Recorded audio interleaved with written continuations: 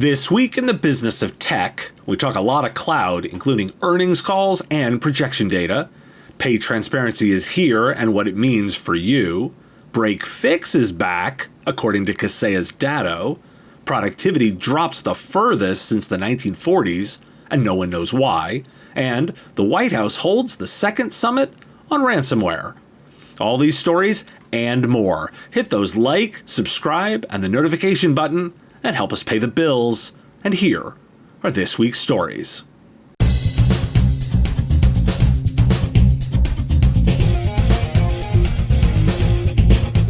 Some tech earnings calls to dig into. I wanted to get them all in together.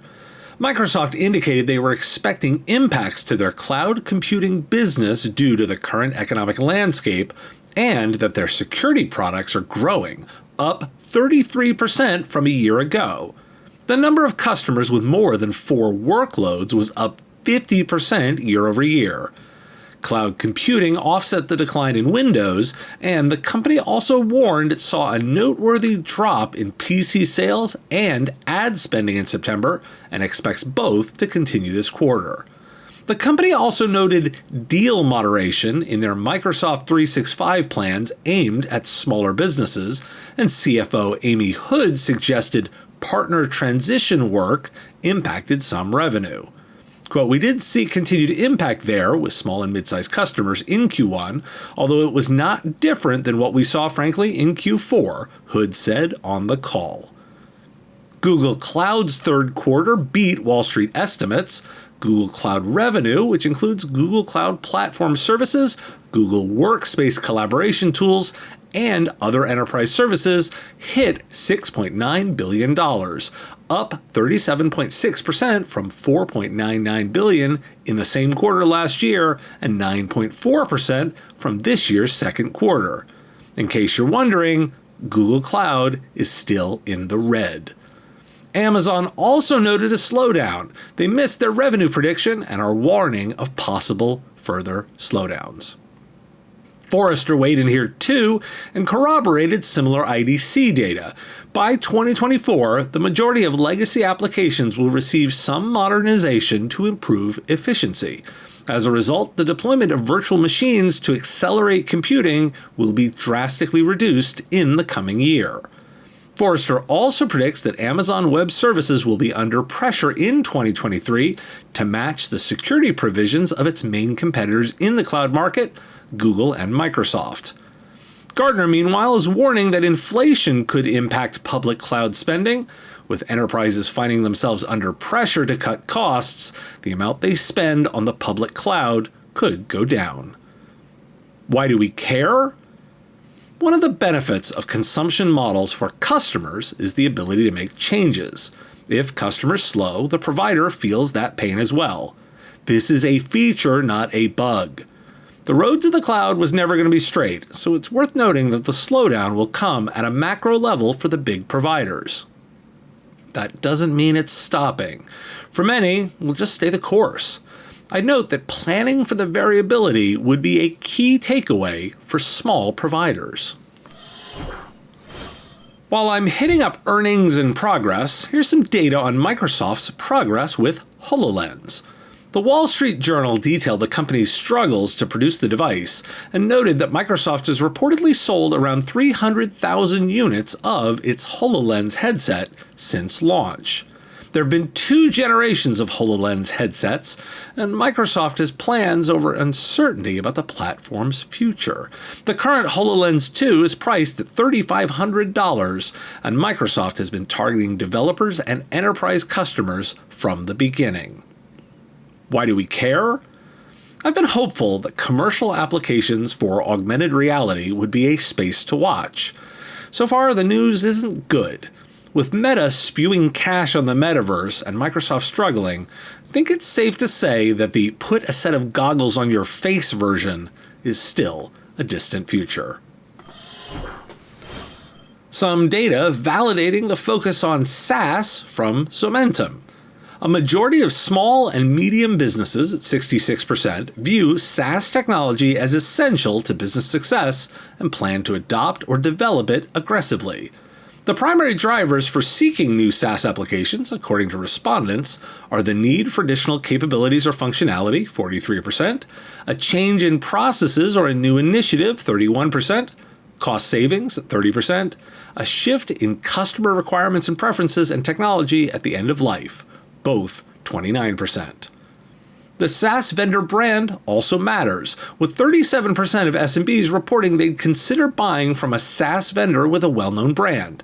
And 35% of respondents say they regard third-party ratings and expert recommendations as necessary when evaluating a SaaS application.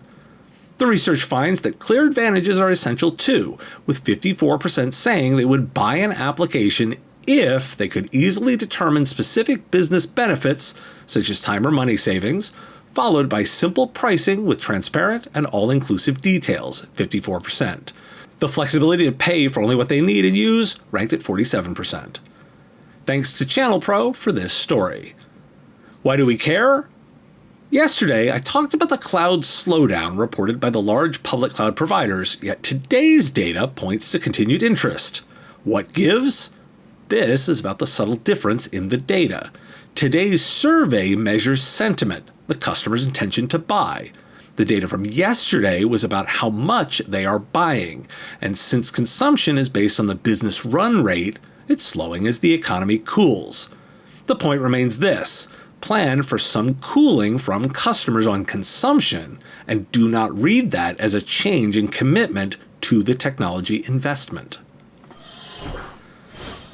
Indeed, with some new data on demand for workers, some areas of tech are down.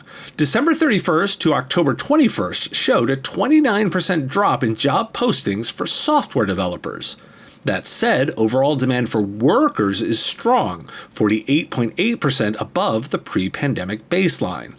The headline seems to be that tech-related job sectors are leading the job decline. That said, nearly 3 in 5 IT decision makers are actively looking for a new job, according to Manage Engine's 2022 IT at Work survey released Monday. And here's an interesting data point. Oracle is avoiding hiring in major tech hubs to save money and cut labor costs. That coming from reporting by Insider. Why do we care? Workers are scarce broadly, and in tech, some companies have probably overhired. Specifically, this is tech from a development and product perspective, far less so than services. That's my observation, and I observe that the customers themselves, short on people, are going to be interested in consuming technology services that help with that. I did a piece focused on leveraging SEAL Team 6 against ransomware. The premise that cybercrime is such a safety issue that it could require a military response. The BBC has a profile piece of the US military's cyber team and their focus on the defense of Ukraine. Quoting the lead, "Despite many analyst predictions, Russia failed to take down Ukrainian computer systems with a massive cyber attack when it invaded this year. The work of a little-known arm of the US military, which hunts for adversaries online, may be one reason. The BBC was given exclusive access to the cyber operators involved in these global missions." The article digs into the unit's deployment, including deploying equipment right into foreign governments' networks. Why do we care? Acknowledging that there is an actual US military group doing this work felt meaningful. If you want to know more about how they operate, it's an interesting read. Let's note that using the capability is possible when you have it, so why I cared to acknowledge it's there. Kaseya's Datto Global State of the MSP report has been released, and the report lists that 35% of revenues generated by those surveyed were by break-fix and project-based services, up from 24% a year earlier. Datto flagged the increase in break-fix revenue as the report's, quote, most surprising finding. Break-fix is back. It has reemerged as co-managed services, which enables MSPs to get a foot in the door with larger business by focusing on a specific IT challenge, Datto stated. Cloud-based infrastructure design and management was the top product or service offered at 83%, followed by office productivity software, 83%, BCDR, 79%, networking, 79%, and technical support help desk at 77%. The report has several other unsurprising details, including worries about competition and security. Why do we care? Well, it may be surprising to Datto. It's not surprising to listeners of this show, where the data has continually shown that a provider's value is above traditional infrastructure services. From my statements to the interviews with providers, consulting is the headline. Calling it break fix is likely misleading, implying simply fixing broken issues. Transactional services, where you trade expertise for cash, are not bad. It's merely a different way to manage cash.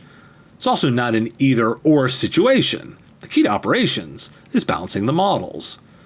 Let's note that trading time for money doesn't exclusively mean billing after the fact. Want increased cash flow? That's called a retainer. Ars Technica covers a recently published research set from Black Lotus Labs, the research arm of networking and application technology company Lumen, which identified more than 12,000 servers, all running Microsoft domain controllers hosting the company's Active Directory services, that were regularly used to magnify the size of distributed denial of service attacks. Since at least 2017, the attacks leveraging connectionless lightweight directory access protocol magnified data torrents by a factor of 56 to 70, making it among the most powerful reflectors available. Many of the examples listed in the article sound like small businesses, a regional retail business, a religious organization. In fact, the research calls out small organizations specifically. Why do we care? There's a solid case in 2022 that small businesses should not be running Active Directory on-premise. I'll note that Microsoft stopped selling Small Business Server at the end of 2013, and the end of life was January 2020. Over 2 years ago. Where is the line? Well, I see it in the rearview mirror. This isn't exactly a slight problem when you note that the research simply identified that many servers are being used regularly. Besides an obvious opportunity to sell upgrades, one must ponder if there should be a security obligation to get a connection to the internet. It's part of the premise of Zero Trust to require verifications before accessing systems. Not being on a network with an AD server spewing garbage seems like a good criterion. Linode, a top infrastructure as a service provider, has resources specifically for helping MSPs explore the alternative cloud. Discover this growing market, one of the best kept secrets in building a scalable, thriving, modern managed services provider business. Learn about the cloud provider landscape, improving KPIs, security, and more in Linode's free ebook, The MSP's Guide to Modern Cloud Infrastructure, available now. This resource and more at linode.com/MSP Radio. New York could become the first state to have a right to repair law. It's passed the state Senate and the Assembly. It's sitting, waiting on the governor's desk, since June. Governor Hochul is reviewing the legislation, the governor's office told Motherboard on Monday. Why do we care? Will politics hold this one up? It's right before the midterms, and there's a possibility of a change in leadership. One hopes that the incentives to do something broadly popular would be there. Bit more data on cloud spending. Gartner released data on Tuesday indicating that spending on public cloud services will grow 20.7% in 2023. Gartner expects organizations to spend $490.3 billion on cloud services this year, an 18.8% increase from the $412.6 billion invested during 2021. The fact that the market's growth rate is projected to accelerate from 18.8% this year to 20.7% in 2023 reflects increasing enterprise demand across several cloud services categories. Gartner's forecast organizes the cloud service market into 6 significant segments. The infrastructure as a service category is expected to grow at the fastest rate in 2023.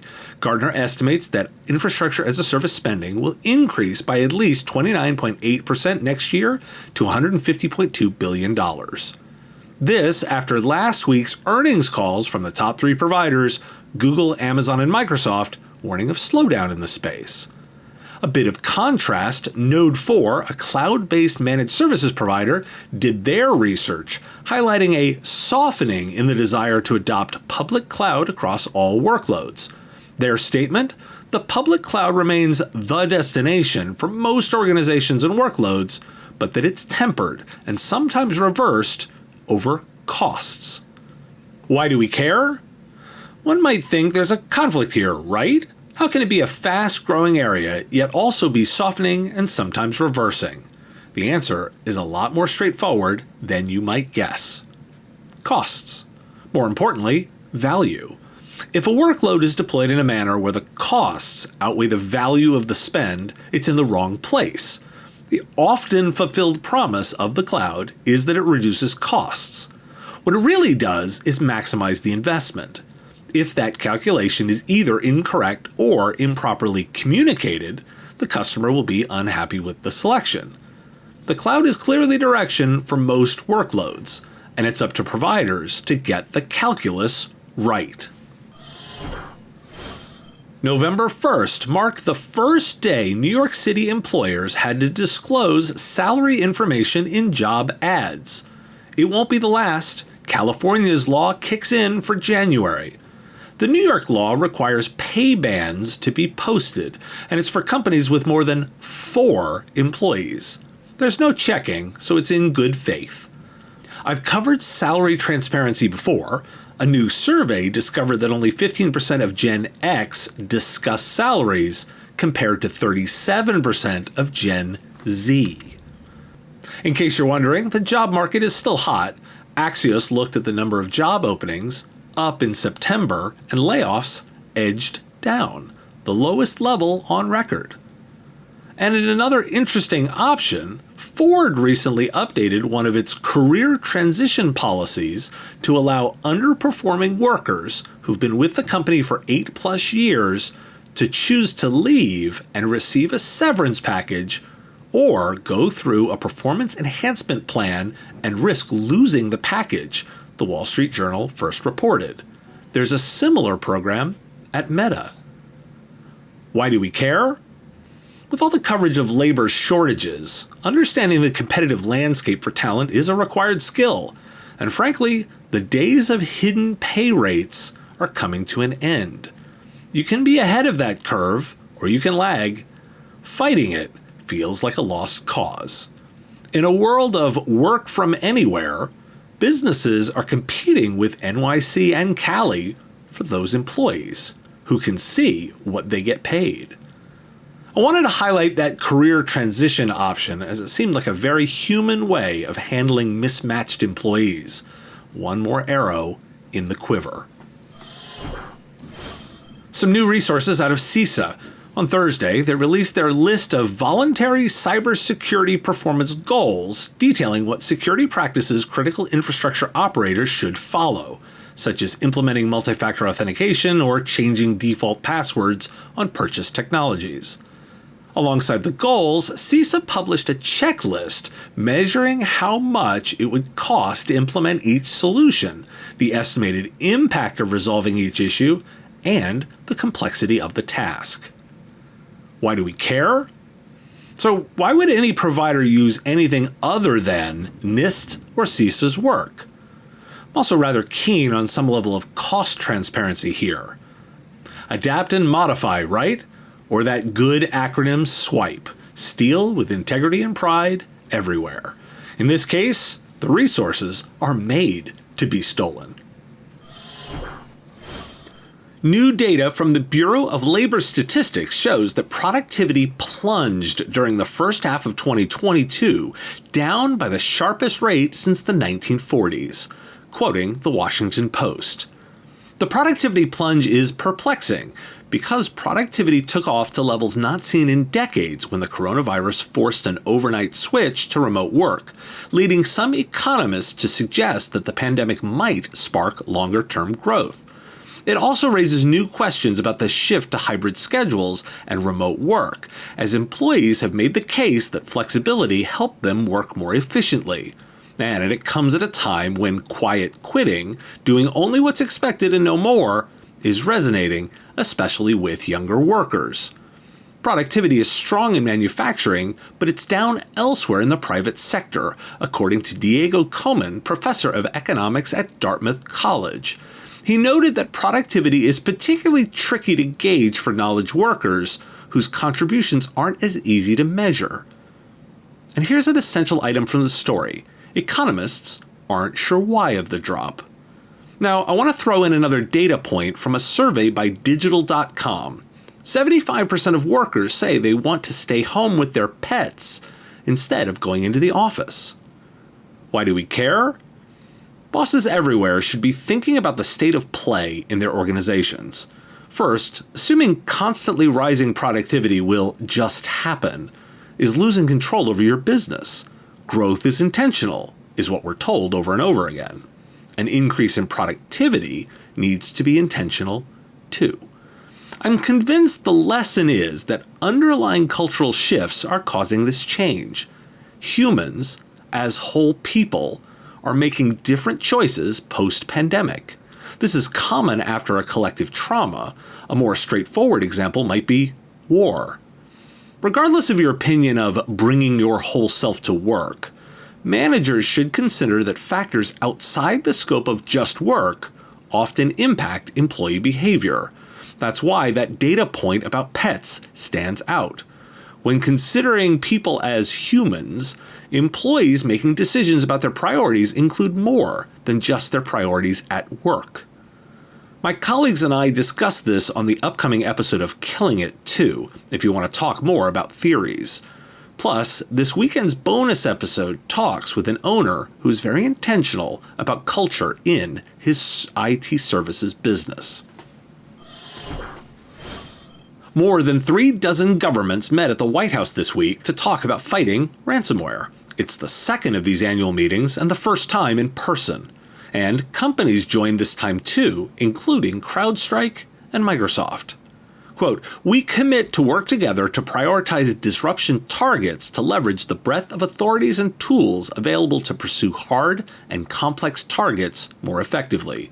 We intend to increase the number and impact of our disruption actions so that ransomware actors are stopped in their tracks," members of the Counter-Ransomware Initiative said in a joint statement after the conclusion of their two-day conference hosted by the Biden administration. The group is, quote, "committed not only to protecting ourselves and each other from ransomware, but also to helping other countries protect and disrupt so that ransomware is unable to gain traction worldwide, vowing to offer technical and threat information and protection as broadly as possible."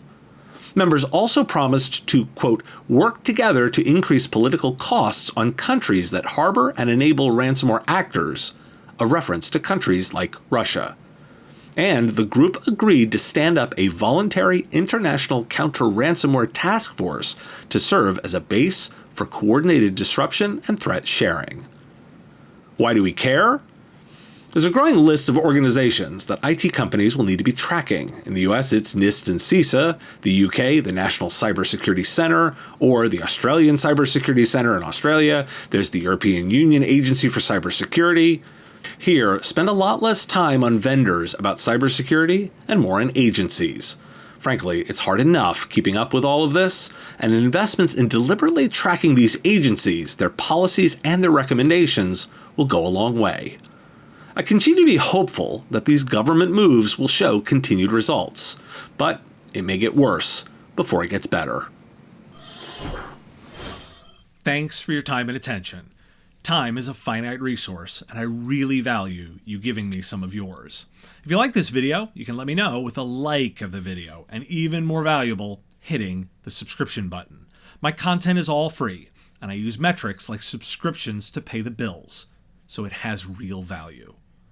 The content here is produced under ethics guidelines posted at businessof.tech. If you're interested in more content like this, you can get access to content early via our Patreon at patreon.com/MSPradio. It's our give what you want model where you set the value of what you think the content is worth. If you like this podcast, you can catch it daily as the 5-minute news and commentary show, The Business of Tech, available on all your favorite podcatchers with links at businessof.tech. Just hit that big blue button to subscribe. Again, thank you for taking time out of your day to listen, and I really value the interaction. If you want to say something in the comments, I do respond and watch all that, and I look forward to talking to you next time.